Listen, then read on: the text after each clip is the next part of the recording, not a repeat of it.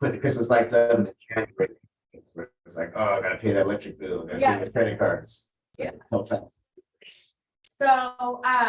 So yeah, this time of year, so this is our last team meeting for the year, final festive. And I wanted to make it count, so we're gonna do a market update. I'm gonna give you some tips and talking points that you can use to talk with your people, because yeah, a lot of people do wait until after the new year. But we want to kind of educate them so that way when the new year hits or next year hits, they're not hearing it from the news. Does that make sense? I would rather be the economist of choice that talks to my clients about what's to come versus them getting it from them, right? Because then I can control the narrative a little bit better and be a voice of reason versus the sensational headlines. So we're gonna do a market update. We're gonna talk about a few other things, but let's get started. Oh, I have a clicker. You know, I forget this every time. I just want to actually be in charge. Okay, our on-time drawing prize. Did everybody put your card in? Put your card in? You were on time. If it's engagements, then For our Zoom people too. It's a physical gift card. Oh, I bet it's a physical gift card. Okay, so I'm sorry, Zoom people, you gotta be here to win. All right. On-time drawing prize presented to us from Tara Wells with Fidelity National Immunity. Hi, Christy. Okay. No cheating. Oh, gotta be here to win. Frank's time here. Oh. yeah. Vince Carapato, here you go, sir. You got this. What'd you get? $25 Starbucks gift card. Thank you. I like it. Yeah. That's, yeah, you get a mocha. Half a mocha. Ready at that time, tell me something good. What's been good going on with you? Yes, Christy? About the last week and a half, I really feel like the market is a little bit turning to the positive in terms of my phone is literally double or triple what it was, let's say 3 to 4 weeks ago. Yeah. So I just feel people are kind of getting used to those rates. They're like, we're not gonna all sit on our hands, we're gonna do something. And it's really been constant the last week, this whole week, and a little bit of last week. So I like that. Well, that's good for your business. That's good. Very interesting, yeah. So from a coaching standpoint, because I work with so many agents, I kind of watch the market as it goes. November was rough. Yeah, we're usually closing, 6, 7 deals every month in the coaching program from the agents that are in there. And we had one. It was Vince. Trainer. the volume. December, we're closing like 7 or 8. oh wow. So it's interesting because I said, I went through this. There was like a price increase in 2016, 2017, where prices jumped in the Sacramento region.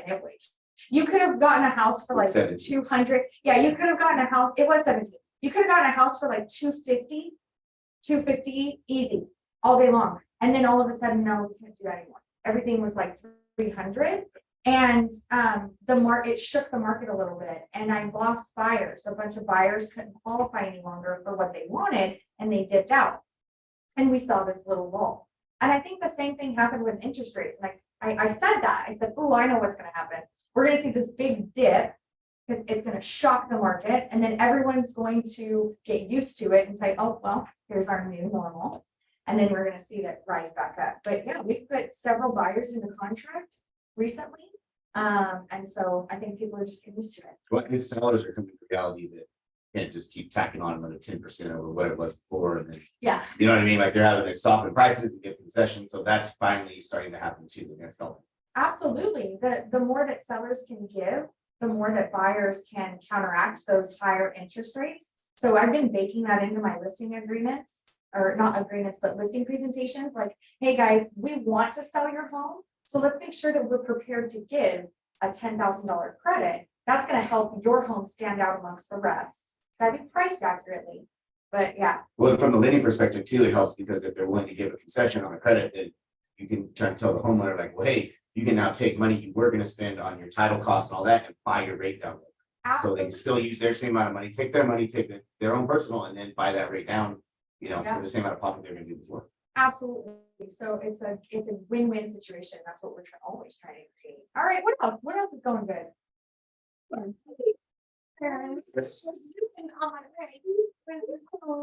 Back off of that. So I just had my Loomis listing go live, the first of this week, and the whole process, you know, sitting down with the client, going through the listing presentation and setting the expectation of what kind of market we're in. We get to the point where the house goes on the market and, I mean, my phone's been off the hook for that property, which has been good. It's been great, and be able to give that feedback back to the client, saying, Right. look, you guys did all of the right things to get the house on the market, and this is the result of that. Right. And so, I mean, we're expecting a couple offers. So, Perfect. yeah, it's just, you know, being able to set those expectations so that your clients know what, you know, to look forward to. Absolutely. I love that story too. And sometimes I steal other people's stories. I know that's not. Sometimes I hear other people's stories and they help me with my listings. So then I use, especially within the office. And I tell people, you know, I understand that you want to get this price, but let me tell you a story about another client that we helped. And they priced it, they did everything they needed to do to get the house ready and in the perfect condition for the market. And they priced it accurately, and now they have multiple offers coming in. So I want to give you that same service. So you can use Josh's story with your clients because we're helping them, right? Anything else that's good? Well, as you know, the past 2 weeks, we've done some leadership stuff, and it really brought us together on what we need to do to help everyone in both offices to really move their businesses forward, Yeah, and the ideas that we're coming up with, and hearing what KWRI is going to be releasing in the next few months as well, to help the agents that are using Command to really utilize it as a high level and really boost their productivity even higher with the tools that they're gonna have. This is kind of excited about what next year is gonna bring for us. I like that. I've been thinking a lot about marketing. And I've never been a big marketer. I've always been a prospector and relationship builder. And I've been thinking really deeply about marketing and enhancing that part of my business. Because we're moving into a market and we have to do things differently, right? And so I've been putting some more emphasis on my marketing and how am I presenting to people? And the office is putting together a really great marketing tool for everyone. A 36 touch program that you can implement in your database that will send them emails and text messages.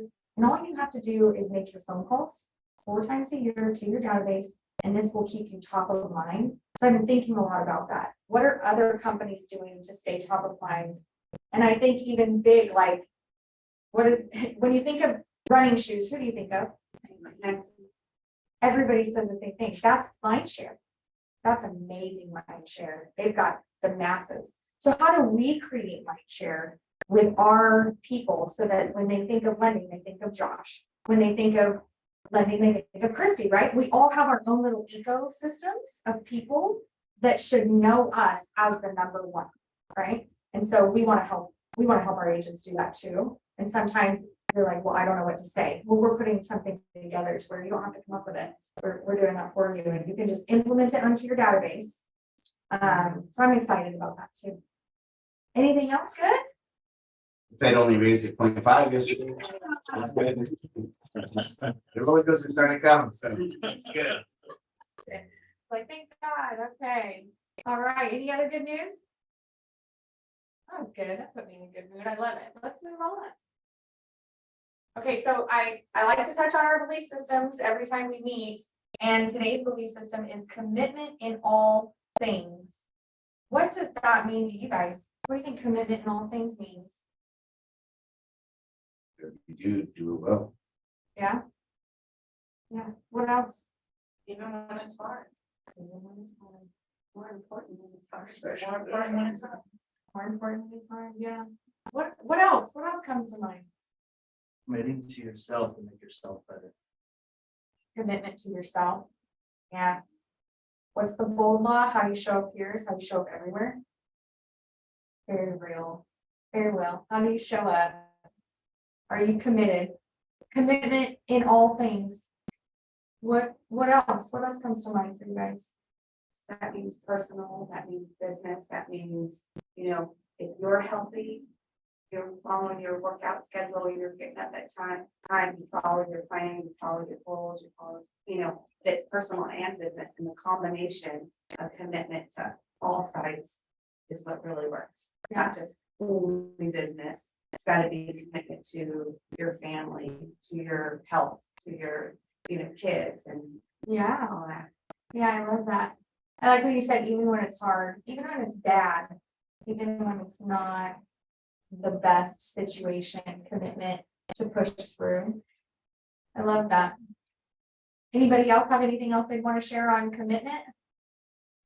I do. I personally think commitment is like really, where for myself anyway, working on being in the moment. Like, because when you say to in all things, like I run a mortgage shop, I have 2 kids, I coach a baseball team. Like when I'm doing each of those things, like you need to be in that moment. You know what I mean? Not just like go to the practice, thinking about the deal you gotta do later, and frustrated from whatever, and then you take it out kind of by not being present in that moment. So Yeah. when you're committing to something, number one, don't overcommit. Yeah, But when you do, I feel that's been a challenge for me, is like, make sure when you get there, change the hat yeah. and just do that one thing. Then you will be in the moment, you'll get more out of every minute you spend. I really appreciate that perspective. That's Being very real. intentional. Being Mhm. super intentional. And that commitment takes discipline. Because if you know, didn't do what you were supposed to do at work today and didn't hit your goal for the day, do we take that home with us sometimes? And sometimes I take it home and I'm like, well, now I have to do what I was supposed to do earlier. I have to do now when I'm supposed to be spending time with my kids, or I'm supposed to be taking care of my health. I'm supposed to be doing something else, right? So it's like what you plan for your day, you should always plan your day. What you plan for your day will really dictate whether or not you're gonna be able to sleep at night.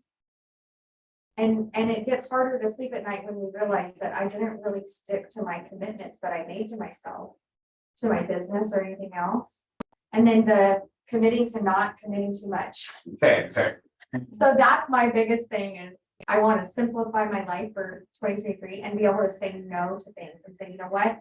That's not something that commitment doesn't help my other commitments that I have for my goals or my family or anything else. And then getting really purposeful with that.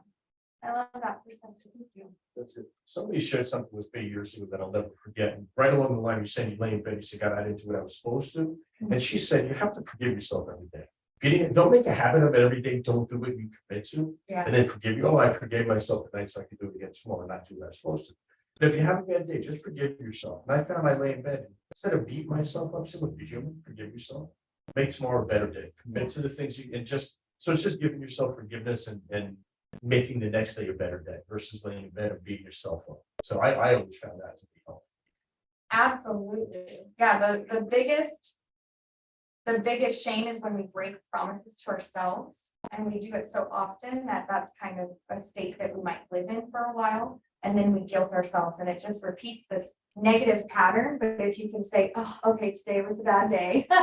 I didn't do what I was supposed to do, but tomorrow's another day for me to show up and show out. I think that that's a very good perspective. Absolutely. All right.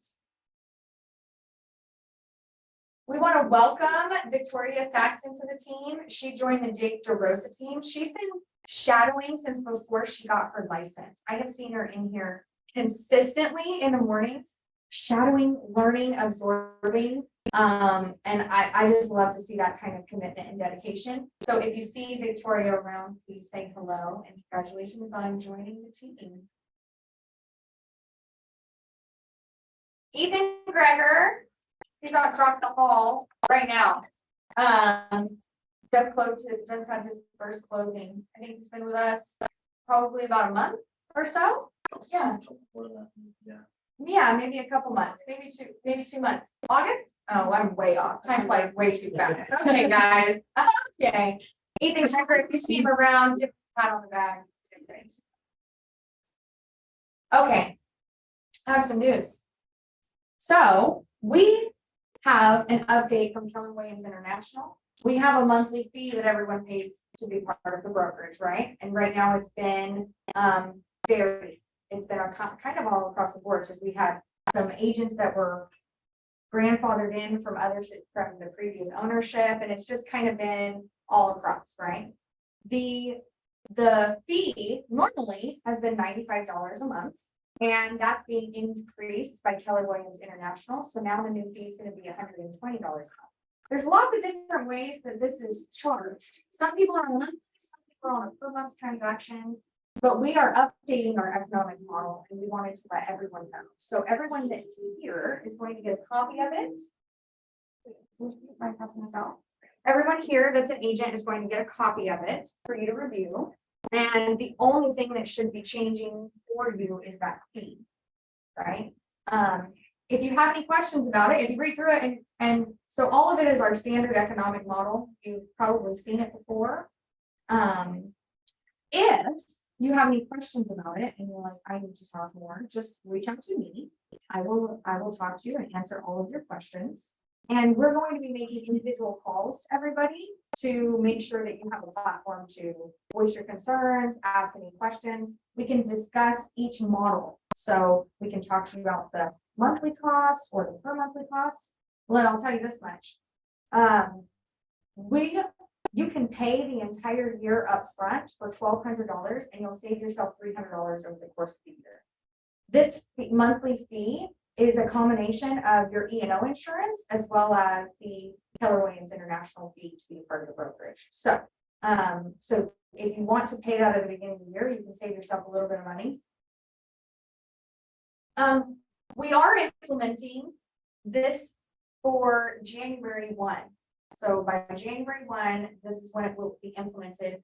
All caps are going to be reset to 15,000 at the beginning of the year. So there's a little bit, so for some of our agents, they've been on lots of different capping structures. Does that make sense? Some brokerages have all different kinds of capping structures for their agents.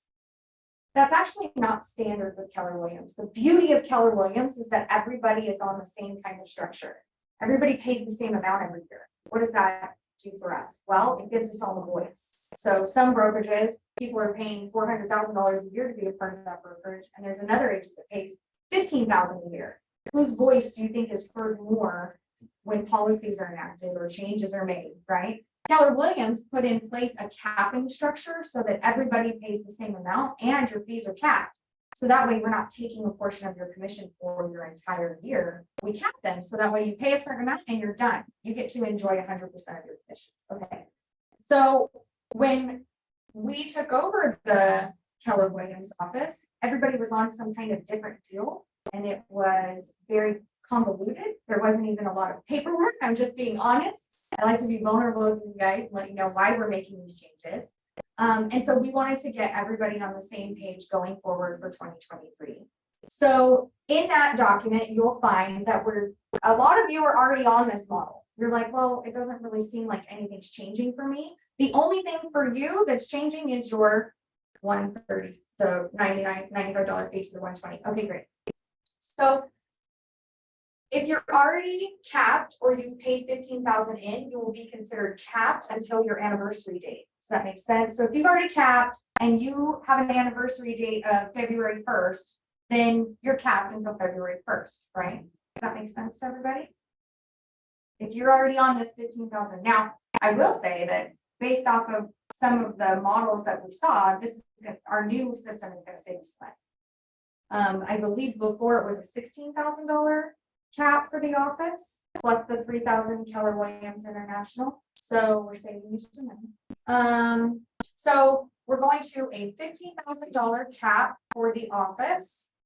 If you're on a team, or you are married, or you are on some other kind of structure, don't worry, we will be calling you and talking to you about what this means for you specifically, but just in general, there will be a $15,000 office cap, okay?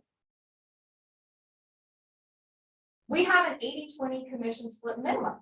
Did you guys know that there's actually higher splits available based on your production?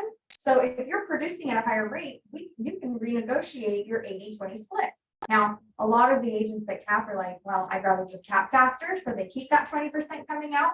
But if you're thinking that you'd rather have, if you're producing and you're thinking that you'd rather have more of your paycheck, then we can talk about a higher split that's available. So again, when we make these phone calls, bring up these these talking points and say, hey, I'd kind of like to switch to a higher split. Does that make sense? Okay.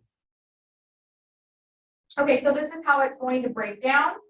$15,000 office cap, that's your broker fee, that's what you pay to the brokerage. 3,000 royalty.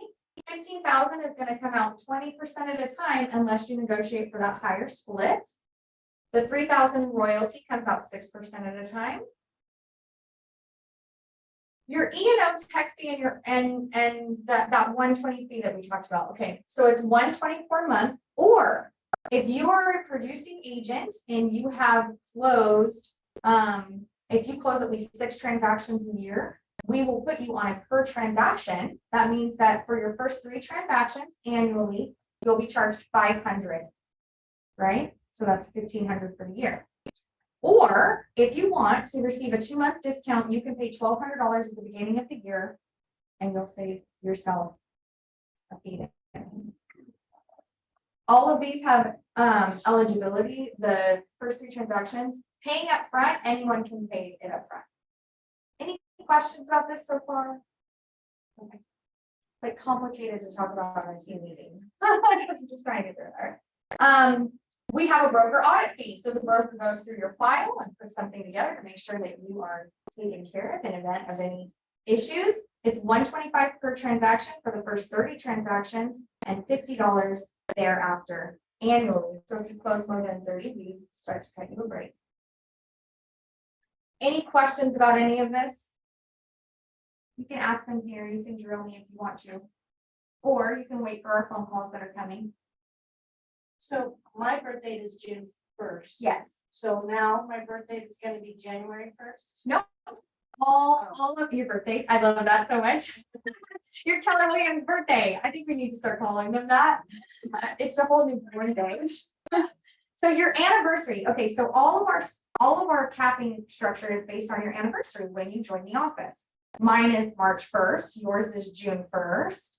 So no, you're capped until Okay, June I told it June 1st. I thought. Yeah, so we're implementing the new structure January 1st. So say that you haven't sold any homes whatsoever, you've been with Keller Williams, you were on some other structure. Well, starting January 1st, your cap is going to be 15,000 for the office, 3,000 to Keller Williams, and you're going to go on that structure. So you preserve your same. You preserve your same anniversary date. Yeah. So no anniversary date changes. Everything that you've already paid in counts. It's just that we're moving to that. So what could this look like for some people? What if you had a $16,000 cap and you hadn't paid anything into it starting January 1st? It's now 15. That makes sense. Okay. We want to make this as easy for you as possible, so that's why we'll be making phone calls. Phone calls are going to come from me and Ashley. We're both well versed in the setup of it all. So any questions are welcome. If you want to talk to me personally about it, happy to answer any questions. Once we've made all of our phone calls, we will DocuSign these to you. When you sign them, we'll put them in our file and we will be good to go.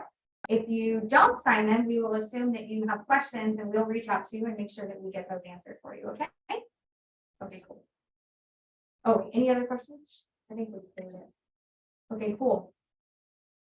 Pitch your listings. Does anybody have any listings that they're looking to pitch here to your fellow agents? I have one in Granite Bay, Yeah. but I need to get a contract and we just reduced it to $599. Okay. 3.2 on Sino. It's a great property. About 1,300 square feet. Okay.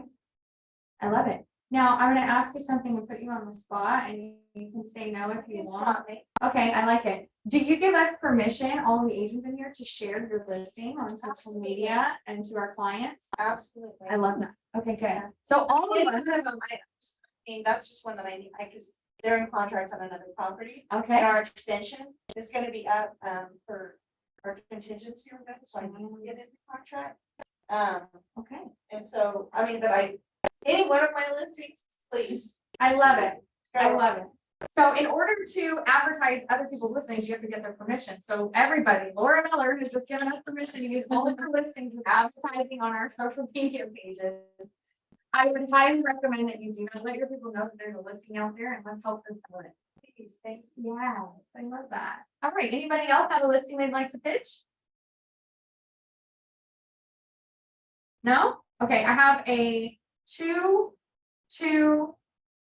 mobile home off of Greenback and Auburn in that little Creekside Estates right there. It's got a community garden, a community center, a community pool, and a park. It's pretty cute. All ages. We just brought the price down to 160. We were in contract, but the buyer got cold feet. It's cold outside, so- It is cold outside, so I'm trying to understand. What's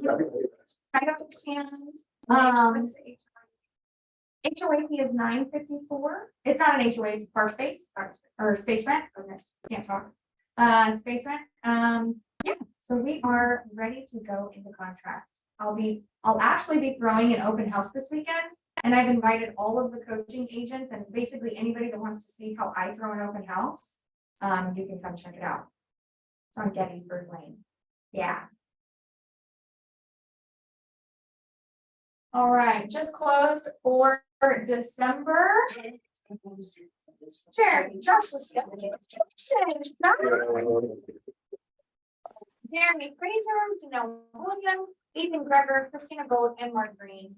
If you see them around or you talk to them, tell them congratulations on their closings. Christy, Mortgage Minute. Go ahead, girl. Woohoo. Let me get this one. Huh? Yes. Yeah, so we had the very exciting Okay. Fed Day yesterday. So we were hoping they would go to just a 0.5 point raise, which we did, which is down from the 3/4 point raise. So that's good news.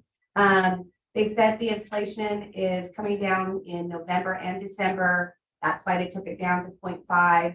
And then in February, they're gonna still probably hike rates all the way through 2023, hopefully gradually going down, but it's probably going to be 1/4 because they say that inflation number is hitting it. And I really think it is because I think sometimes they don't look at all the numbers. They kind of look just specifically at one thing where the other reports are showing that savings are dramatically going down. Credit card debt is dramatically going up. So people are spending, it's Christmas holiday season, but that inflation really is getting to them. But the numbers are finally, starting to show. And that is helping the interest rates come down just a bit, which we really, really needed, to be honest, because that's why I felt that extra little boost in the last week and a half is that people are becoming more of a norm to it. And just to give you an example, so the Fed number we're at right now is about 4.25%, 4.5%. 9 months ago, it was 0% to 1/4%. That is just ridiculous to have that big of a raise in 9 months time. It was too fast for everybody, and that's why we felt this stop. So right now I feel very encouraged. I see those rates coming down a little bit and the Fed slowing those rates, even though they're going to go up. That's it. The rate should, they say, be maybe more in the 6s. We hope the 5s next year. But I think 6 will kind of become our more normal. We're still in the 7 right now. But it's very encouraging news. And then we did get the raise in conforming loan limit. So the loan limit is now $726,200, which is really great because anytime you go to those jumbo loans, the underwriting guidelines are so much harder. And this really helps people in those higher end be able to have a smoother, easier qualification. And then the high balance goes up to $763,000. So that's pretty good. But I do want to make a note to everyone because people always kind of forget those numbers go out because that's Sacramento County, that's Placer County, that's all the big counties. But if you do go to Yuba or Sutter, it's dramatically different. So make sure that when you're looking at different things, if they're pre-approved for 700 in Placer County, and all of a sudden they decide they want to go to Yuba County, it's going to be like 500,000, a $200,000 difference. So that ties people up. So I just try to remind people that. And then the other thing is Big Valley Mortgage, that's who I'm with, banker, and I'm also a broker, so I can do either or. I'm just going to let you guys know that if you have any really creative loan deals. The lenders, the brokers, everyone out there is getting extremely creative. And they're, you've got the 12-month bank statements, you've got 24-month bank statements, and people can't qualify on their regular W-2, or they're self-employed, but they wrote off all their taxes. There's other interesting ways that the lenders are getting a little bit more aggressive on. So if you have something difficult or hard, or you think this person can't do it, or they said they couldn't qualify, give it a go, because they're trying all different unique things to get clients through right now in this hard market. So the other thing is just enjoy this holiday season, have some fun, keep working hard, because that's what it takes. But enjoy the family and fun. So Merry Christmas. Thank you.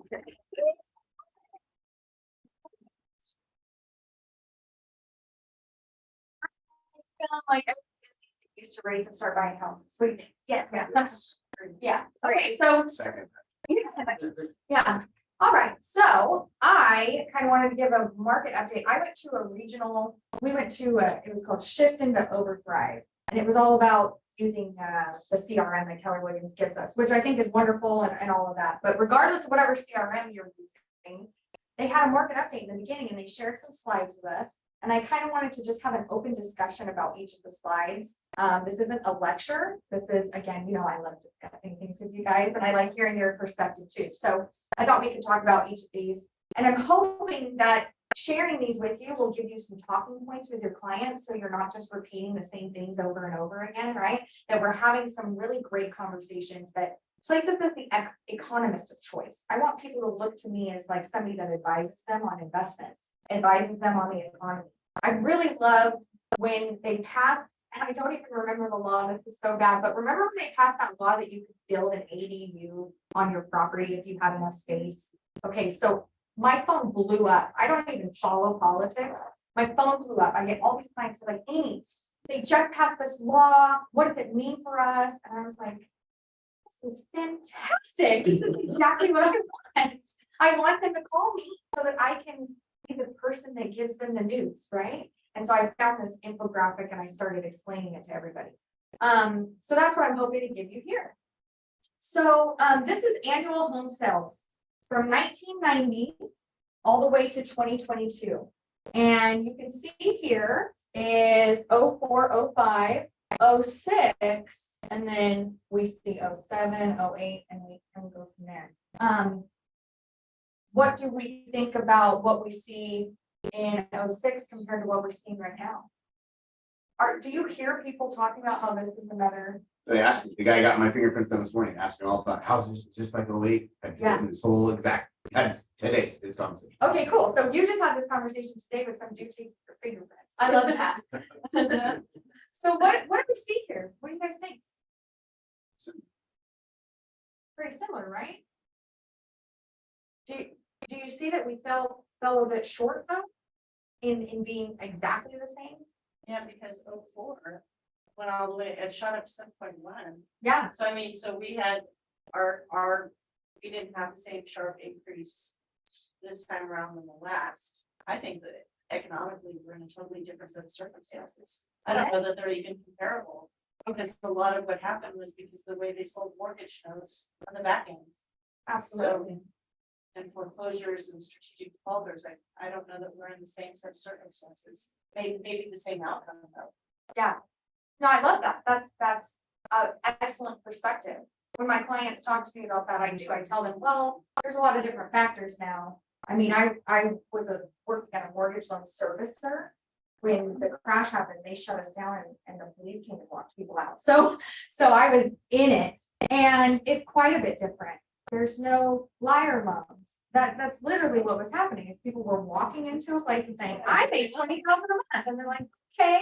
But it was that and the influence on the appraisers, because, Yeah. you could call an appraiser and say, hey, Amy, I know you came in at 400, but if I pay you extra time, you can find the comps to get it to 450, right? Yeah. And then they would do that, and then you would have an overinflated value. You have someone who doesn't qualify to pay that loan to begin Right. with, and then that's the long and short of all of that. That's why, like, guessing on this graph, this 23 is not going to go down. Like how it dropped from 5 to 4.1, I think it's going to go up because people are finally settling into the rates that are Right. there. And this month, or this year, I mean, March the rates went up, and it was just like, one of these graphs, the application volumes stopped. Yeah. Right, so now, if we're talking about, everyone's having more conversations, are kind of warming up to the fact that, oh, this is the new normal, this is a real normal historically, right? But mortgage rates, if you're in a 5, smoking rate. If you go back 20, 30 years, If right? you- So everything's just, If you go back to 14, in 2000, in 2000, or sorry, 16 to 18, you were getting 5% interest rates. you know, it's just been seeing 2s and 3s, and everyone's, snake charmed on that, and then Yeah. now we're finally kind of getting the real deal. But the big thing is that people are locked in at 3s and 4s. And so that's why that's why people aren't gonna sell right now. That's why we're having that lower inventory, because everybody's holding tight to their house and their low payments and their mortgage.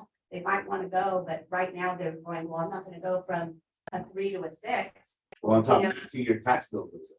So then Yeah. you're gonna have a higher interest rate and higher taxes, it doesn't make any sense, yeah. The big difference from that market to this market is that market is just a complete mess, where this market, actually, people have a good loan, good rate. They financial just- foothold. Yeah, good financial instead of the opposite. you know? Right, absolutely. And people have equity. Yeah. That's That's a equity. big difference, although I am curious how this year will translate, because so many people wrote in, waiving appraisal. Yes. Price and bridge gap, so truly buyers are paying over market, I think we had this Yeah. discussion. So I'm curious how that will upside down people if at all, but for the most part, all the sellers that I meet with have equity. Right, right. So there was just to touch on that, there was just an article put out that 20% of homes that were purchased in the last year are underwater. Really. And the reason being, and then I think it's really interesting, but it touches on that, and we have talked about this in this room before, but well, that's because you waived your appraisal and you paid $50,000 over appraised value. Well, you have a lot of the big players, the Zillows, Open Doors, those that bought a bunch way over and they're taking a bath. Yeah, so I think that there's these sensational headlines that are coming out. They're not talking deeply. They're saying 20% of homeowners underwater. Well, us as real estate agents, we were in it. We know why they're underwater. And it's not, and they weren't the people that were making sound decisions. They were making bad financial decisions. And the thing is they might be under 20% underwater right now, but in 10 years, right? If you bought a home in the last year and you said, okay, I have a 3% interest rate, 2% interest rate, I'm okay spending $50,000 over the appraised value because I'm gonna be here for 10 years. That's another thing that I really like to point out is that for all of the people that bought in 2000, how they do, right? For all the people that bought even in 06, are they okay now? Their equity went down dramatically. Home prices, their equity went down dramatically. If they bought in 05, they lost a ton of equity, or sorry, 06.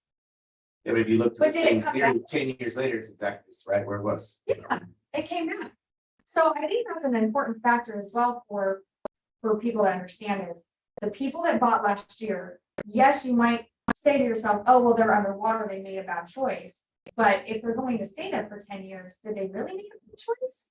Or did they just decide that they were going to take advantage of a lower interest rate and that they could afford to put that money on top? They're going to get it back in the end. I was talking to newer agents, which I love talking to new agents because I'm just like, I know everything. I feel like I'm just like a queen. And I was talking to them about why would you buy a house right now? Why would you? And they were like, well, interest rates are terrible. Why would I? Rent's also pretty damn terrible. Right? Interest 100% on it. Interest is 100% on rent. It's terrible though. They're not So exactly. like They're that. not. That's why everyone keeps saying this. It is. The wrong, thing, right? How about we start talking about how they were falsely low for 5 years? That's what we should be talking about. Feds buying MBS and they're keeping everything like that's what people need to be educated on. It's like, those were fake rates. Like, we're getting back to a real market. Absolutely. I love that. I love that. So here's home sales from January, from 2020, 2021, and 2022. Where's this? 2022, we're down. But what I'm seeing here is that for 2021 and 2022, they were pretty high. Pretty high. But even 2020, we saw some dips, rates back up. That dip is the pandemic. right? The COVID, yeah. dip is COVID, right? Oh, that's pretty good. Get your booties and your letters and all Yeah. that stuff during this time. Yeah, but look what happens. We have a dip, we have something that breaks our inertia. Right? The pandemic broke our inertia at the moment and we saw a dip. And then what's happened recently? Interest rates, right? So I think it's also important to understand when people are like, well, home sales are down. Well, yes, they are right now. We're talking about seasonality issues. We do have this interest rate shock that Christy was talking about. So, you know, home sales are down, but this is a cyclical business. It's always gone like this. And I think that also for us that are agents is to just remember, this is a cyclical business. Environment, I never call them, It's okay. But we also don't have the iBuyers in the market now either. absolutely. They won't pretty much pulled out almost completely minus Open Door, which still has, at least locally, some homes. Yeah. But, back in 21, but Zillow had 500 or 1,000 homes or something like that. They're down to 0. Absolutely. So we have some major buyers that have left the market, obviously. California home prices have soared, which has been wonderful, but that's also pulled a lot of investors to look at out-of-state opportunities. So of course, we're gonna see a drop in transactions. It's part of the market. Annual home prices. The yellow line is the long-term average. And so I think, I like this, well, I wanna hear from you guys, what do you think about this? What do you think this is telling us? Well, it's something that actually, I don't think, people say prices are going down, they're just not appreciating as fast. They're not, it's again, a different way to say it, is we're not, prices are falling, no, they're not. They're still, we're still gonna take going up maybe like 2 to 4% still. So we're not, I just think it's funny how the media says it. They're just not overpriced.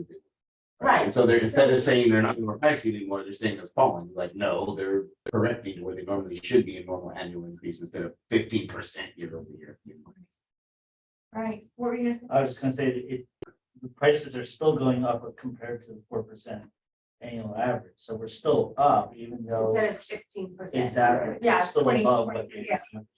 it's different when it's below the 4%. It popped down below pre-pandemic pricing this year, so if you technically look at it, right, we went up like 20-some% where we should have never really been. Correct. So then we've actually lost a large percentage this year, right, with the changes in the interest rate toward the tail end of 2022. But it's still over year, Still up. still up. We just don't have that like 30% here. Right. Appreciation, which we didn't have. Exactly. But the market's crashing according to the media because shit sells. Exactly. Yeah, yes, absolutely, that's what we're talking about here, so how do we counteract that with our client? I think what's really interesting here is that if you notice, the long-term average that we could have been following, we weren't. We were below the average, what we were used to seeing. It's like a pendulum swings and it always swings back, right? And so I think that we had a pandemic, we were already following this lower than average increase, and then we had a pandemic. These are outlier situations that happen. The pandemic coupled with the Fed lowering the interest rate to the floor, that was a huge opportunity. And that's the way that I was talking about it. When people were freaking out, I'm like, this is an opportunity. You're either going to take advantage of this opportunity in the moment or you're going to miss it. I think a lot of our clients missed it, unfortunately. And that's the conversation that I'm having with them too is, look, I understand that interest rates look bad where they're at, but what the last 2 years was a golden opportunity. So like, A once in a lifetime real estate opportunity for you to get in and an interest rate goes on the floor. And there were a lot of people that took advantage of that. They're not dumb. They're very smart. Now, the question that you have to ask yourself is, am I going to continue to look at situations in the market as dire or as opportunities? Right? And so there's still opportunities now. There's still Well, it's a opportunities great to take opportunity advantage. for buyers, because the buyers were so stuck at having to do whatever the sellers want, overpriced, appraisals, waive appraisal. Now, the buyers get to go, no, I need help, give them the credit back, help them with those closing costs, help them buy down the rate, do 2-1.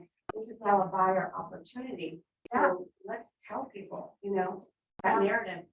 Absolutely. So this is home prices monthly since 2020 to 2022. And these are the interest rates from 2020 to 2022. So we've seen a huge jump in home prices and interest rates. That's a good combo. It's a really good combo. And I kind of just look at these two things as these are the counterbalance of the market. This is how the market counterbalances itself naturally. It's a simple supply and demand conversation. Housing prices had to come down for affordability. Interest rates had to go up to stop the increasing and the insanity, the extreme demand, right? Puppets of the government. Absolutely. It's the matrix. Absolutely. But I mean, the year-over-year projected for 2021 to 2022 home prices increase was 12.5%. And this is what I talk to buyers about when they say, oh, why would I buy a house right now in any occasion? Show or I'm going to go into the stock market or anything like that. When I talk to people about buying a home, I really start to talk to them about it's an investment, right? It's where you live, but it can also be an investment vehicle to help you build wealth. Okay. Show me an investment vehicle where I can put 3.5% of the total cost down to purchase it, but I realize a gain on the full amount of the purchase. You can't do that with the stock market. You can't buy 3.5%. You can't pay 3.5% of a total stock value, but then realize the gain on the total stock value. It just doesn't happen. You can't even do that with a business.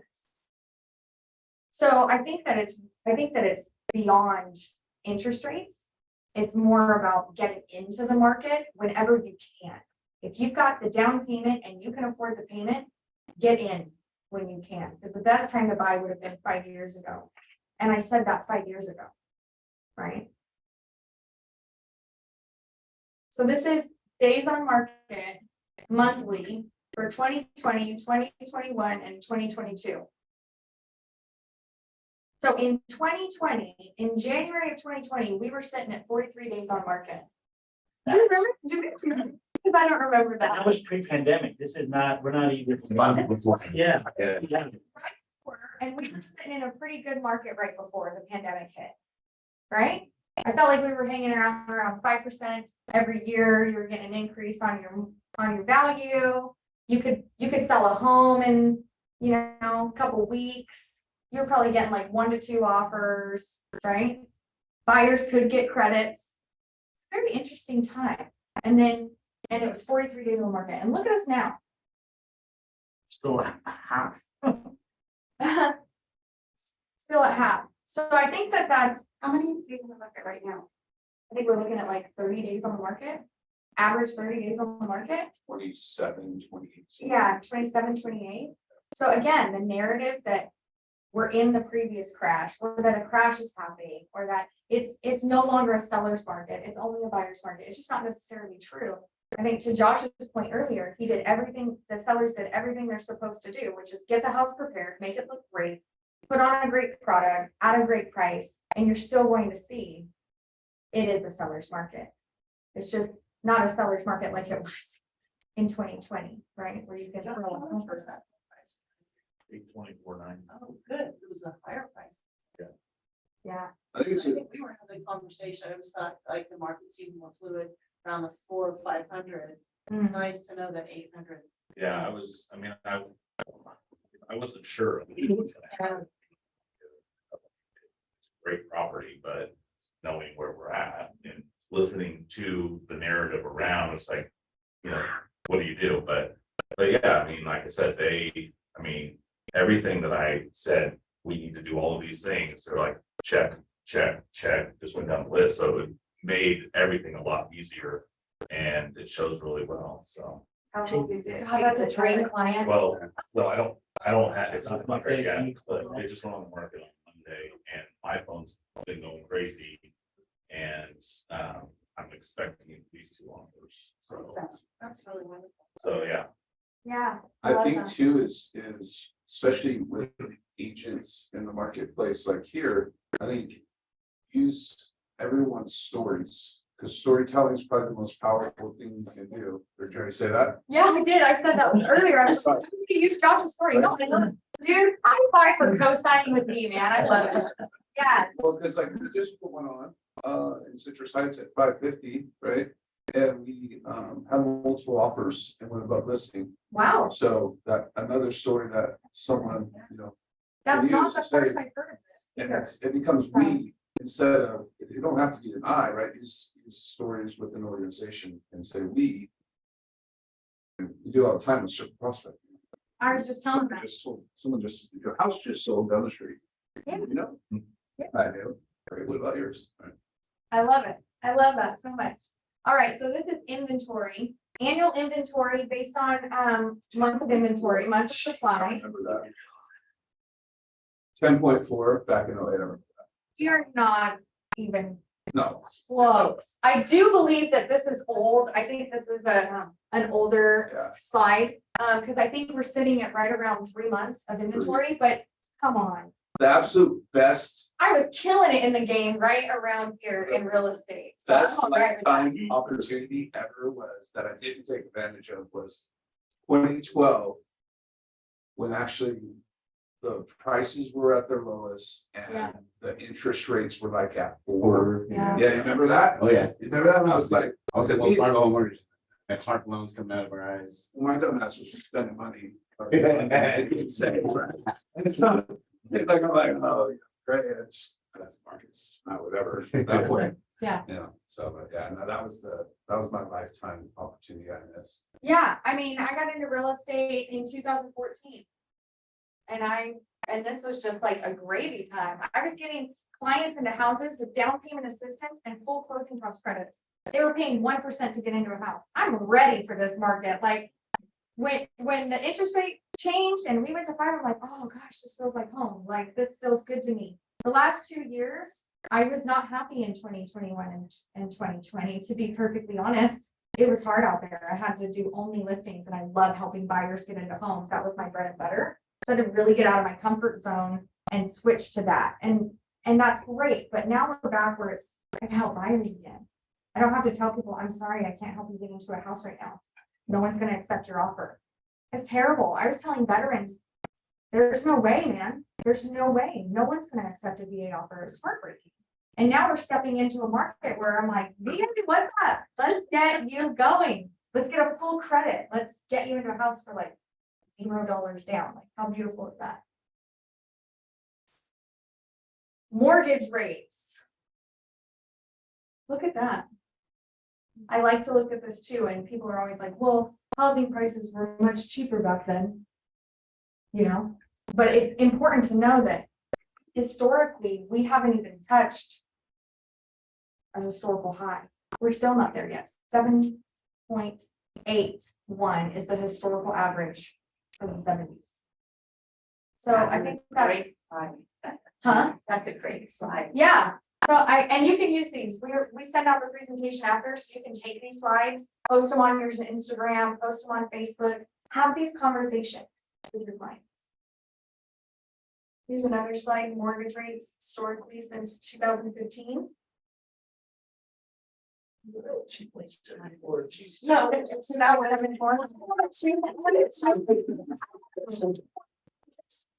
I went 275. I have a 2.8 interest rate and I have a 3 on another property, and it's really nice, and that's wonderful, and I will keep it forever. Here's mortgage applications versus mortgage rates. And you could say that mortgage applications have dropped off. You're feeling it? Inverse. Yeah, yeah. down 41.91%. Have you seen any of the equity products that are coming out? Like the home equity loans, lots of home equity loans out there. The loan's the new problem, right? The loan is the new hot one because it's not a revolving credit, so it's easier to get qualified for the loan and it's a fixed rate. Is that the second that's out there? or- Mhm. Gotcha. Yeah, and so I think that it's a really great product for the people that are looking to pull some of that equity out, used to buy an investment property. I talk to my clients about that a lot. I know you love your home. I know that you're gonna be there for a long time. Let's try to make you some income here. And they're all scared. All of them are scared, and you just have to show them the path of opportunity. They can buy a second property, rent it out, hire a property management company to manage it for them, and they can start building retirements through these products. So I think that's something to think about if you have clients with high equities. Single family home starts. So this is new builds. We haven't even hit the long-term average yet. We never even got close. So what does this say to us? New home builders are afraid to go out there. They're selling to investors. Well, we have a housing shortage. We have a housing shortage. There are not enough homes for sale. That's why our inventory is still historically low. That's why we're seeing still lower days on market. As long as this shortage exists, we're sitting pretty. It's when we have too many homes on the market to sell. That's when we'll start to run into issues, but it's always a good time to buy and sell real estate. Okay, so here's 3 major objections that you're probably seeing right now. And I wanted to open up the dialogue because I know all of you are making calls and I wanted to see, do we have any good scripts out there that can help us with these? So number 1, with a seller, why would you trade a low interest rate for a high interest rate? How would you answer that? Is there an answer to that? Well, I can share a framework we use. Yeah. If you'd like to hear it. Absolutely. It's 4 steps. And we created it as a framework around so that you can be new, seasoned, or whatever, because the biggest thing with all 3 of these questions is these aren't conversations you want to have on the phone. They're conversations you want to have at the table. Kind of goes to Gary's ship book where get them to the table. Yeah. Because there's so much data you go through that by the time you're about 2 minutes into the conversation, they're ready to hang up or they Absolutely. think you're trying to sell them, right? So my thing is I just say, start with number 1, which is I always repeat the objection, right? So align with them. So hey, what I'm hearing is you're concerned about the interest rates. Yeah, cool. All right, and then I ask what concerns about interest rates. So my step 2 would be, or the second part of the first step is to dig on the why, right? So because they could say interest rates, they are concerned about the interest rates because the payment, they could say they're concerned about the interest rates because they think the market's going to crash. There's so many different reasons. So I'm trying to clarify it. Yeah. Then whatever their objection is, so like say interest rates are too high, and they say, gosh, tell me more about that. What's your biggest concerns with interest rates being too high? Well, the payment, etc. Okay, great. I reframe it. I reframe the objection. So there's 3 reframes that we typically go to. Financial decision, right? Making sure that you're not settling as little disturbance as possible. That one pops into the holidays, right? So Okay. then I will say, okay, gotcha. So maybe what I'm hearing then is that you want to make sure whatever you do, whenever you do it, I always keep in alignment with them. If they're saying no, I'm saying whenever, Yeah. then you want to make sure you're making a good financial decision. So that's step 1, 2, and 3. So then they say, yeah, great. Then I isolate the objection. That's the 4th step or the 3rd step. And then I say, well, aside from making sure that you're making a good financial decision, is there any other concerns that you have? And then they're going to give it to you. And then you close. Well, when we do this, I always take their motivation because hopefully by the objection, I may have gotten the motivation. If I haven't, I dig on that too. So Yeah. Amy, you know what? Why don't we do this? Let's sit down and talk about this and take a look at the whole situation financially for you. See if it's a good financial decision. Yeah. See if it's a good time for you to move into Roseville so you can be closer to the grandparents, get your kids in that right school Right. Whatever district, motivation is. right? And if it makes sense, we can continue the conversation. If it doesn't, we should have enough great information to make a good decision when it does make sense. Do afternoons or evenings work better for you?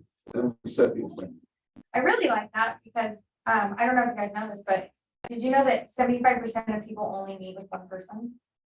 So if you've never met this person before and you're just talking to them and they bring up that they would never buy a house because interest rates or anything like that, just getting that meeting with them, when they do decide to make that jump, regardless of whatever they do, they'll work with you, 75% chance that they're only going to work with you. So I love just getting appointments because I know that it's a numbers game.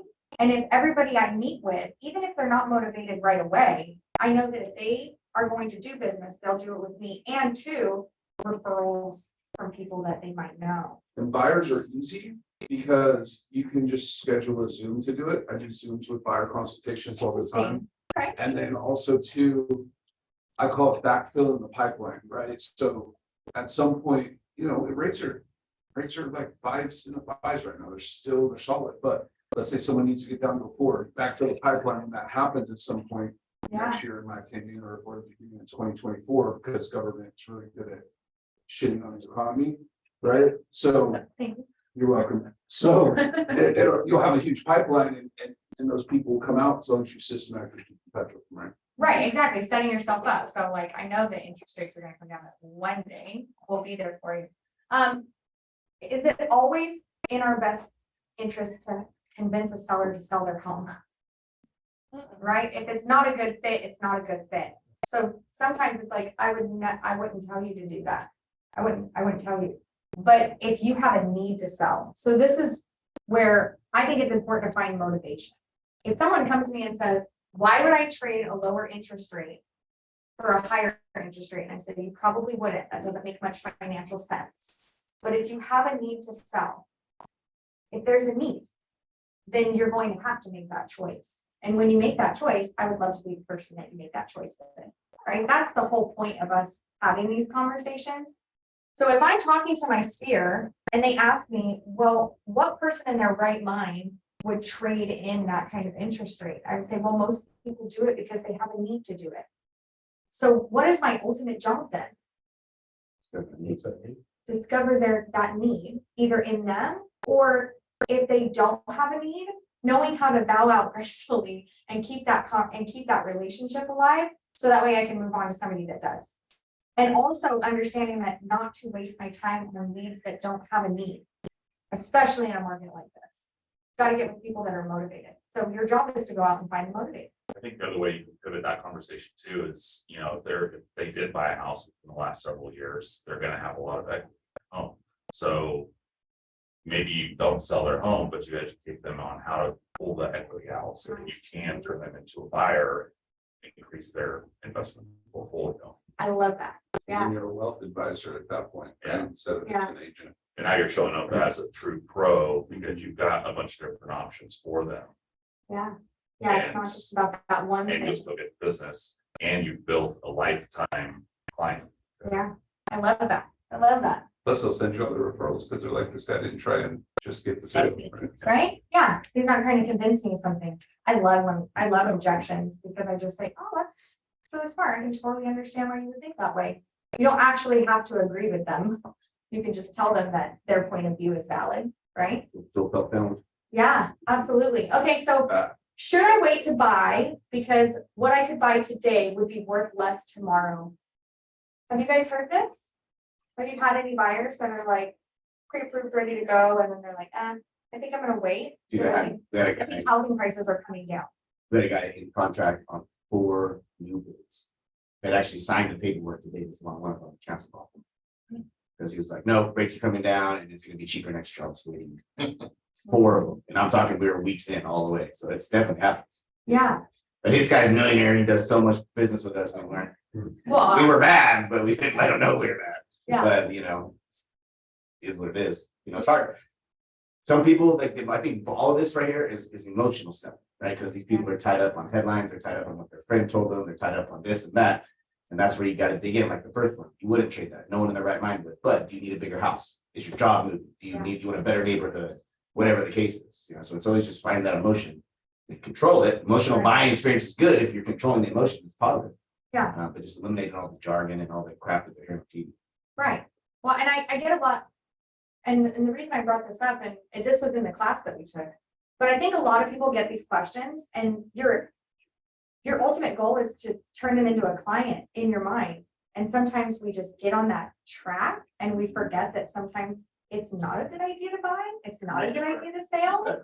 And you can easily lose someone completely from ever wanting to do business with you again with your answer to that question, right? And if it's salesy and it's like, well, marry the house, date the rate, I hate that, by the way.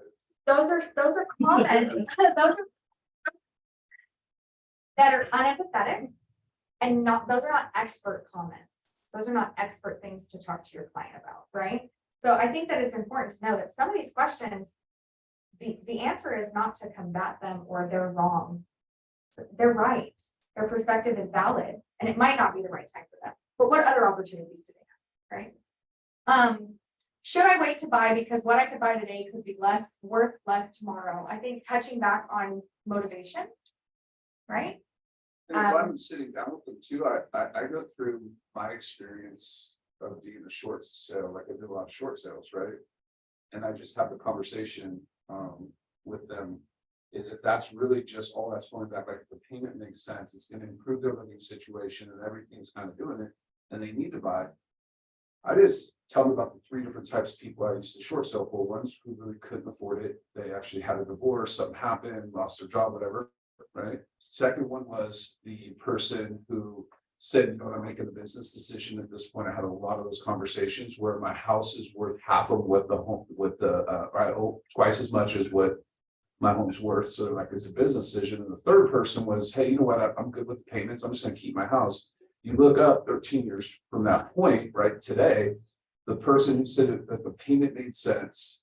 They enjoyed 13 years of principal pay down, 13 years of tax benefits. And they look up today and their house is more than when they bought at the last peak in 2005. Real estate's always a long-term play. Just make sure if you're increasing your living situation and the payments really make sense for you, then there's always a good opportunity for you, just looking at it from a different perspective. I love that because I think that people think interest rates are the determining factor because that's been the biggest source of news over the last 2 years, but interest rates have never been a determining factor in whether or not real estate is a smart investment. Never before have we ever had the conversation that the interest rate has held anyone back. It's always been, can I afford the payment? Am I moving up and I'm going to build equity now instead of paying rent? And so I think that this interest rate talk is just very new and it's, again, situational because of the last 2 years.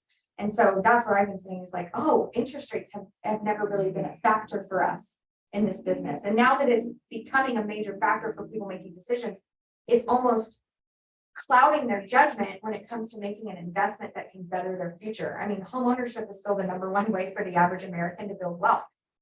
That didn't change because interest rates went up, right? And so I think that's an important thing too. And of course, we know interest rates are too high, but do you have a need? So it's really about finding the motivated, finding people that have a need to move. That means you've got to talk to a lot more people in order to find the motivated, right? So we might just have to do a little bit more work. Instead of making 50 contacts, now we have to make 100. But it's important to understand that and make that adjustment in your business. I always share to be careful in that third one too. And I guess these would be objections, right? I mean, Yeah, these are major. but when you're talking to clients like buyers, I've seen agents talk about how high interest rates when the buyer didn't even think the interest rate was high, right? We get our own comments and we get like, oh, interest rates are high right now. They're like, they got pre-approved and they were good with the payment, but then they insert an objection, even though they were solid. I just say, hey, did you get pre-approved? You good with payment? Cool. Let's go forward. Instead of, oh yeah, gosh, the interest rate's a little high. If it makes sense for them, it makes sense for them, right? Yeah. Even with even thing, if someone's like, hey, oh, the interest rates are too high, they're like, oh, they are. So historically, we just need to People do think their own self a lot of times, like, oh, I know that price is a little high, or oh, the payment's a little more than we were hoping. like, stop saying those things, Just kidding. you know? Yeah. The payment's only, no matter if it's $1 million, only $1 million. Right? They're not gonna to like relay that information, you know.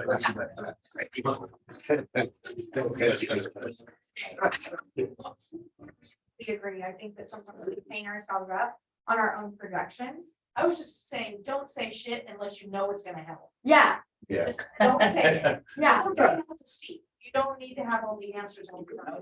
Okay, I love that. That's something that I practice a lot with being a new agent, with my new agents that I coach and just myself in general, because obviously I'm a talker. That's why you put me up here. It's shutting up.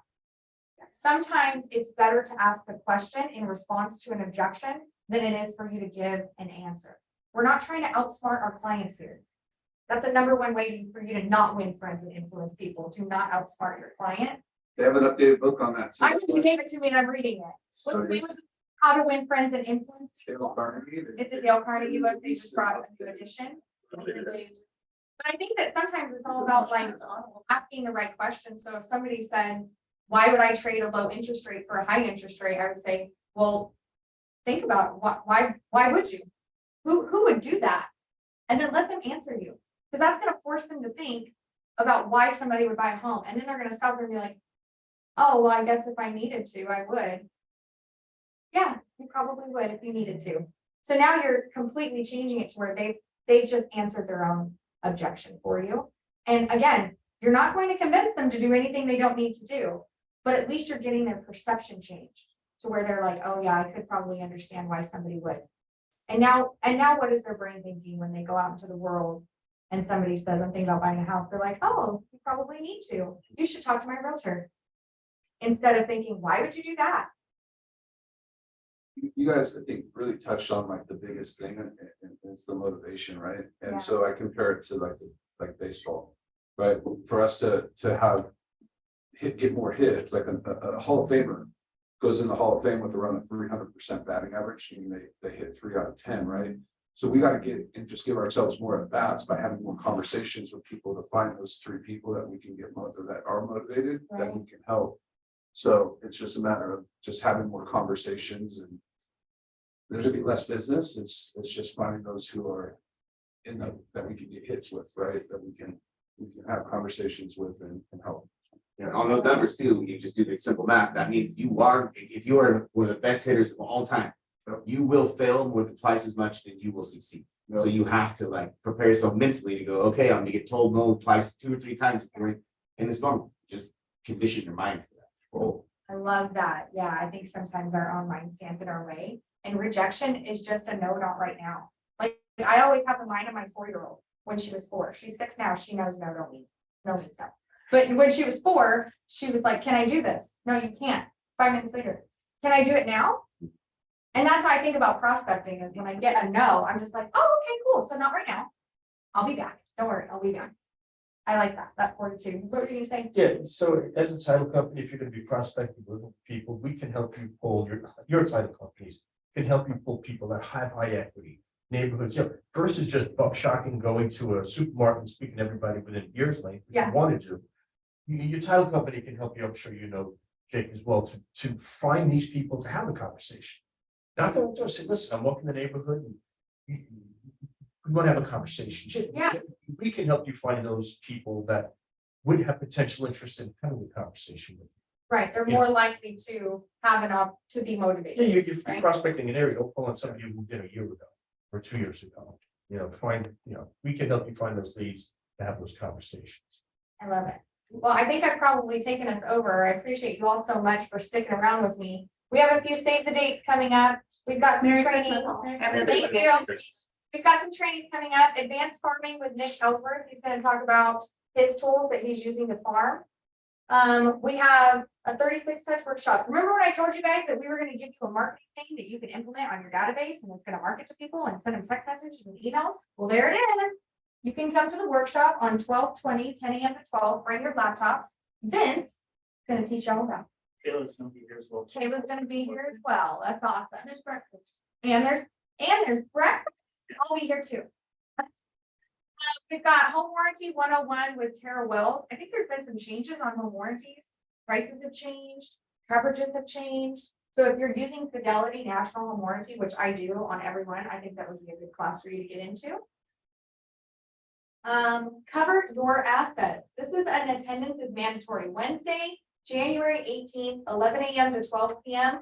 Attendance is mandatory.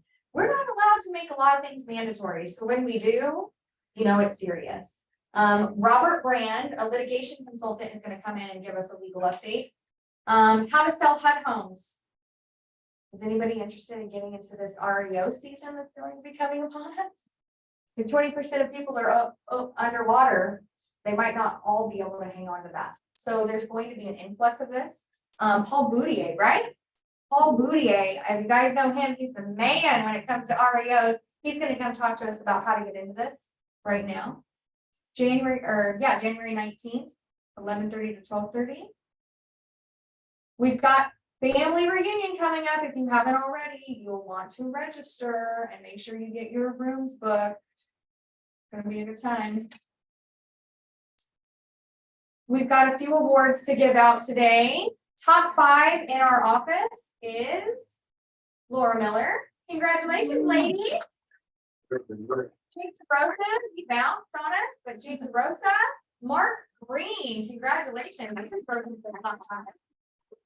Christina Gold and Jeremy Frazier, if you see them around, give them a pat on the back. $1 Million Club. I love it. Laura Miller, Jake DeRosa, Mark Green, all closed $1 million in November. Well done, guys. Fun awards. The Busy Bee Award goes to Jeremy Frazier. It might be meetings, consults, DJing, running a new insurance business, or being a super dad, but he doesn't even have time to be here for this award. So if you see him around, congratulate him on his Busy Bee Award. And we want to thank you so much. The first team meeting of 2023 is going to be January 12th.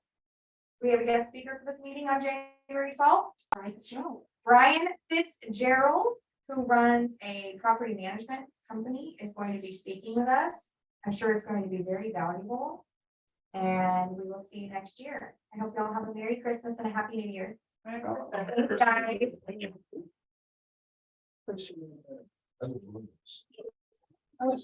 right off of Douglas, Encino. So is your name towards Oakland Lane? It's right by Roslyn.